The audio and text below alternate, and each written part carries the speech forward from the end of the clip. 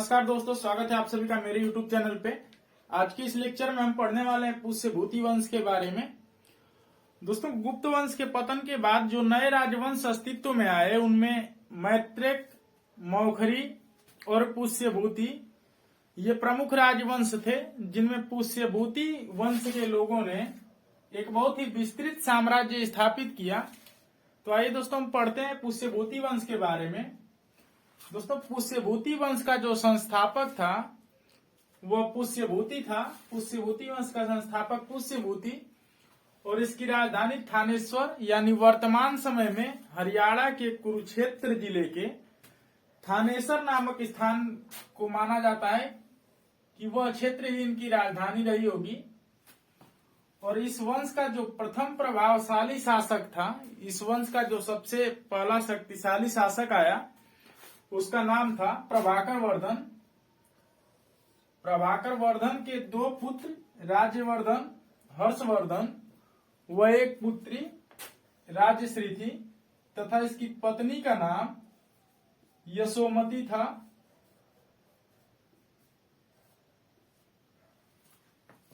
दोस्तों, प्रभाकर वर्धन ने अपनी पुत्री राजश्री का विवाह कन्नौज के मौखरी राजा ग्रहवर्मा के साथ कर दिया। राजश्री का विवाह ग्रहवर्मा के साथ, जो कि कन्नौज का मौखरी राजवंश का राजा था, उसकी शादी प्रभाकर वर्धन की पुत्री राजश्री से हो गई। तो हर्षवर्धन और राज्यवर्धन का जो जीजा हुआ वह था ग्रहवर्मा। ग्रहवर्मा की इसके बाद हम पढ़ते हैं कि ग्रहवर्मा की जो हत्या है वह मालवा शासक देवगुप्त ने, मालवा का जो शासक था देवगुप्त, उसने ग्रहवर्मा की हत्या कर दी। ग्रहवर्मा की हत्या मालवा शासक देवगुप्त ने कर दी और ग्रहवर्मा राज्यवर्धन व हर्षवर्धन का जीजा था। तो इसकी मृत्यु का बदला लेने के लिए राज्यवर्धन ने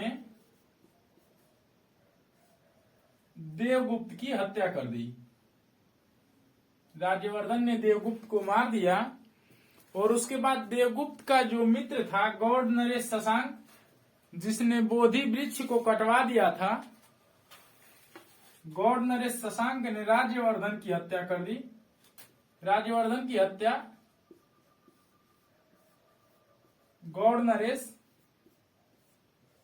शशांक ने कर दी। यह शैव धर्म का अनुयायी था और इसने बोधि वृक्ष, जहां पर गौतम बुद्ध को ज्ञान की प्राप्ति हुई थी, जिस वृक्ष के नीचे, उस वृक्ष को इसने, बोधि वृक्ष को गौड़ नरेश शशांक ने कटवा दिया।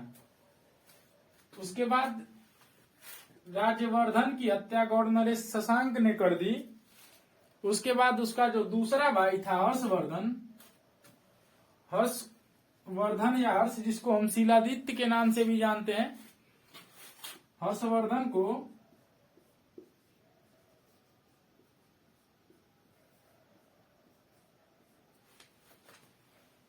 शिलादित्य भी कहा जाता है। हर्षवर्धन 16 वर्ष की आयु में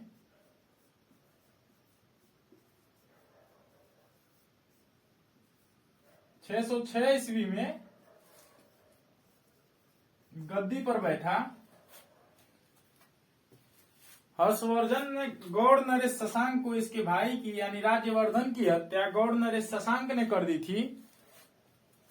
तो हर्षवर्धन ने गौड़ नरेश शशांक की हत्या करके, यह इसने गौड़ नरेश शशांक को पराजित करके अपने भाई का बदला लिया और इसने जो संपूर्ण कन्नौज पर हर्षवर्धन ने अधिकार कर लिया। संपूर्ण कन्नौज राज्य की जो राजधानी थी उस पर हर्षवर्धन ने अधिकार कर लिया।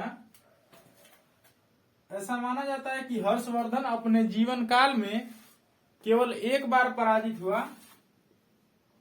वह नर्मदा नदी के तट पर हर्ष व दक्षिण भारत के राजा पुलकेशिन द्वितीय पुलकेशिन द्वितीय के बीच युद्ध हुआ जिसमें हर्ष पराजित हुआ। हर्ष को यानी कड़ी टक्कर किसने दी?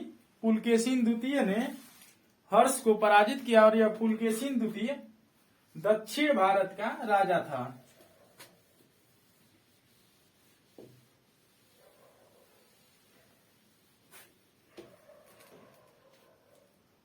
इसके आगे हम पढ़ते हैं दोस्तों, हर्षवर्धन के शासनकाल में चीनी यात्री वेनसांग भारत आया। वेनसांग भारत आया। आपसे पूछा जाता है कि वेनसांग का भ्रमण वृत्तांत किस नाम से लिखा गया है? तो वेनसांग ने जो अपना भ्रमण वृत्तांत लिखा है वह लिखा है सीयूकी नाम से। सीयूकी नाम से वेनसांग ने अपना भ्रमण वृत्तांत लिखा है जिसमें लगभग 138 देशों का वर्णन मिलता है। जिसमें लगभग 138 देशों का वर्णन मिलता है। वेनसांग को यात्रियों का राजकुमार, नीति का पंडित एवं वर्तमान भारत का शाक्य मुनि कहा गया है।